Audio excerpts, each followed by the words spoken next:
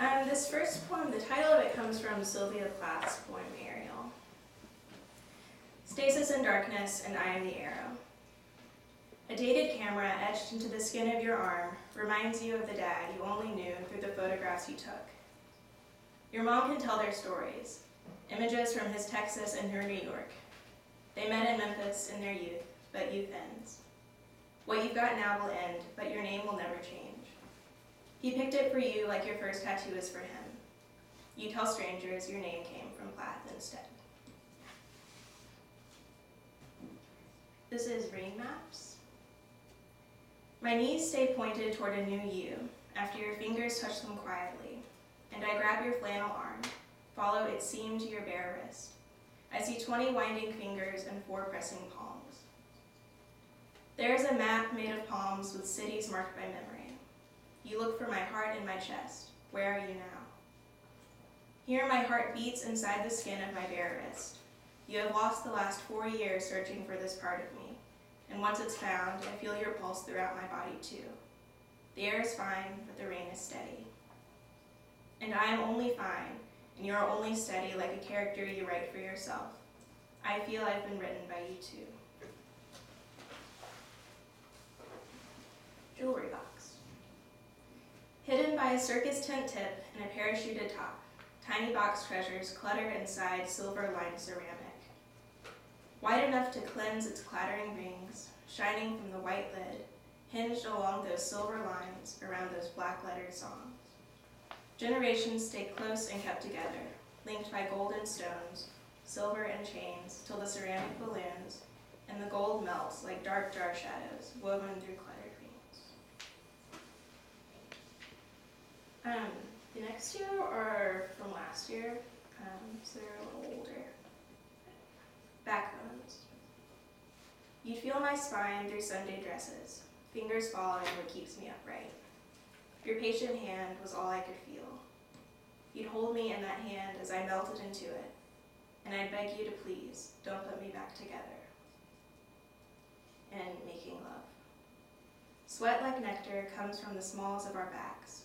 Pools around mashes of fruit fall into the dry ground in summer heat, makes my knees weaker than the stems of ripe peaches.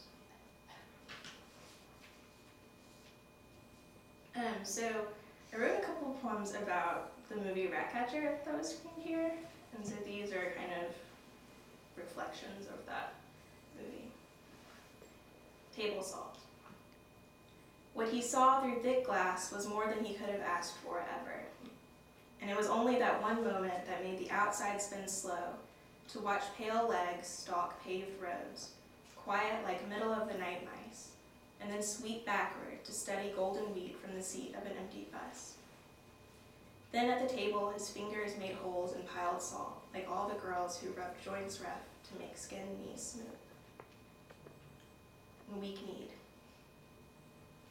Bruised knees break under thin bodies. Rat tails tangle in trash bags kicked by kids, hit hard by their sticks, and children crawl like rats inside cracked brick bits. I feel like unraveling a little when they run so fast, held together with spines so thin, cleansing their blackness in blurred canal water.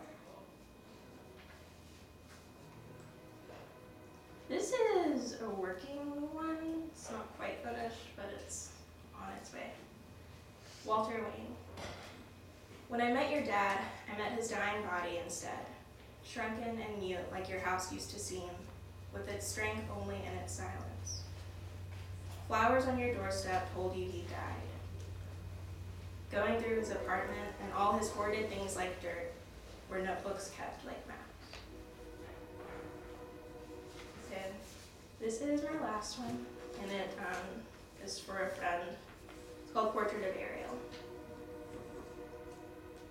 Strung through your heart are National Geographic collages and sticky page sketchbooks where we used packing tape and glue to mash together confessions and piece all our thoughts all on paper.